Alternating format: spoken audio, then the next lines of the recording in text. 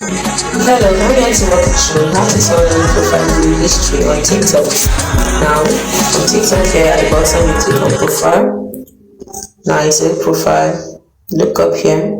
You see an image of a footprint. So click on it next to your profile name. And once you click on it, you see turn on profile view history. So if you turn this on, this means that other people can see that you viewed their profiles in the past 30 days. And it also means that only you can see who viewed your profile. Only viewers who turned on profile views and viewed your profile in the past 30 days will be shown. And you can turn it off at any time. So you click on turn on. So now your profile view history will appear here. Don't forget, only you can see who viewed your profile in the past 30 days, but only people who turned on profile view history will be shown here. So that's it.